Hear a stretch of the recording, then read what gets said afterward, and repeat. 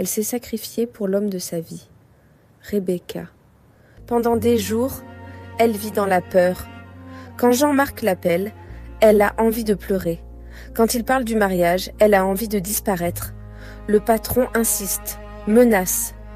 Il devient plus pressant, plus cruel. Elle réalise qu'elle a donné son corps pour un futur qu'elle est en train de perdre.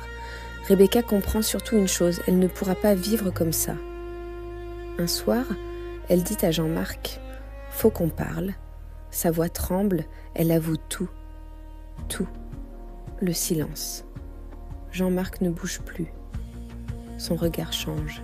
« Dis-moi que c'est faux ». Elle pleure. C'était pour nous. Il crie. Il frappe le mur. Il sort. La porte claque. Silence. Une semaine sans nouvelles. Rebecca ne vit plus.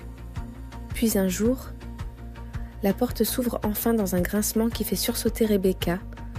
Jean-Marc est là, sur le pas de la porte. Rebecca sent un immense poids quitter sa poitrine. Sans réfléchir, elle court et se jette dans ses bras, le serrant de toutes ses forces. Dans sa tête, tout est fini. Elle se dit qu'il a compris son geste, qu'il a enfin pardonné son sacrifice. Elle pleure de joie, pensant retrouver l'homme de sa vie.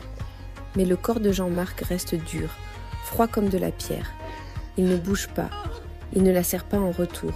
D'une voix sans émotion, il dit simplement « Je suis venu prendre mes affaires ». À cet instant, le cœur de Rebecca s'arrête net. L'espoir se transforme en une douleur glaciale. Pendant qu'il ouvre les tiroirs et jette ses vêtements dans un sac, elle tombe à genoux. Elle attrape ses mains, elle tire sur sa chemise, elle le supplie à travers ses larmes. « S'il te plaît, Jean-Marc, ne pars pas.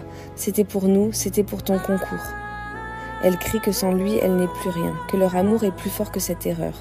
Mais il fait comme si elle n'existait plus. Il évite son regard, le visage marqué par le dégoût. Avant de franchir le seuil, il s'arrête et dit ces mots qui la tuent. « Je ne pourrai jamais t'épouser avec ça. Chaque fois que je te regarderai, je verrai l'image du patron. » Il arrache sa main de la sienne, prend son sac et sort. La porte claque. Rebecca est détruite.